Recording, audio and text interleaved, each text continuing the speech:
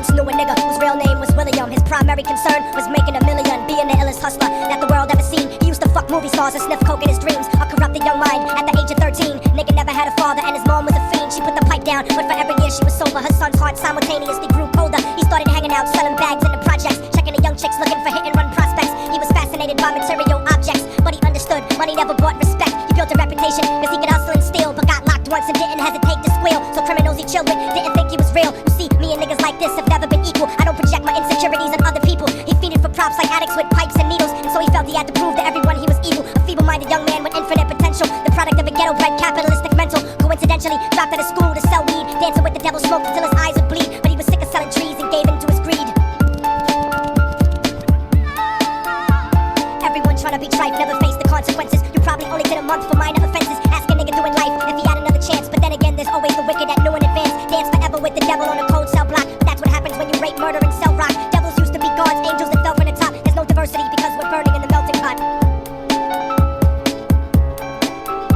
So Billy started robbing niggas, anything he could do to get his respect back in the eyes of his crew. Starting fights over little shit up on the block. Stepped up to selling mothers and brothers to crack rock. Working overtime, making money for the crack spot. Hit the jackpot and wanted to move up to cocaine, fulfilling the Scarface fantasy stuck in his brain. Tired of the block niggas treating him the same. He wanted to be major like the cutthroats and the thugs, but when he tried to step to him, niggas showed him no love. They told him any motherfucking coward can sell drugs. Any bitch nigga with a gun can bust slugs. Any nigga with a red shirt can front like a blood. Even Puffy smoked the motherfucker up in the club, but only a real thug can stab someone till they die. Standing in front of them, staring straight into their eyes, Billy realized that these men were well guarded, and they wanted to test him before business started. Suggested raping a bitch to prove he was cold-hearted. So now he had a choice between going back to his life or making money with made men. Up in his sight, his dreams about cars and ice made him agree a hardcore nigga is all he ever wanted to be. And so he met them Friday night at 2:45.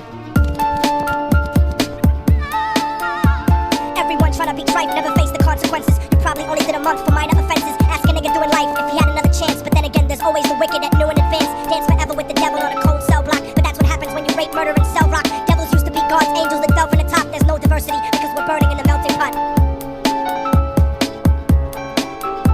They drove around the project slow while it was raining, smoking blunts, drinking, and joking for entertainment, until they saw a woman on the street walking alone, 3 in the morning, coming back from work on her way home. And so they quietly got out the car and followed her. Walking through the projects, the darkness swallowed her. They wrapped a shirt around their head and knocked her onto the floor. This is it, kid, now you got your chance to be raw. So Billy yoked her up and grabbed the chick by the hair and dragged her into a lobby that had nobody there. She struggled hard, but they forced her to go up the stairs. They got to the roof and then held her down on the ground, screaming, "Shut the fuck up and stop moving around." The shirt covered her face, but she screamed and clawed. So Billy stomped on the bitch till he broke in her jaw. Them dirty bastards knew exactly what they were doing. They kicked her until they cracked her ribs and she stopped moving. Blood leaking through the cloth, she cried silently, and then they all proceeded to rape her violently. Billy was made to go first, but each of them took a turn, ripping her up and choking her until her throat burned. A broken jaw mumbled for God, but they weren't concerned. When they were done and she was lying bloody, broken, and bruised, one of them niggas pulled out a brand new 22. They told him that she was a witness for what she'd gone through, and if he killed her, he was guaranteed a spot in the crew. He thought about it for a minute, she was practically dead, and so he leaned over and put the gun right to her head. I'm falling and I can't turn back.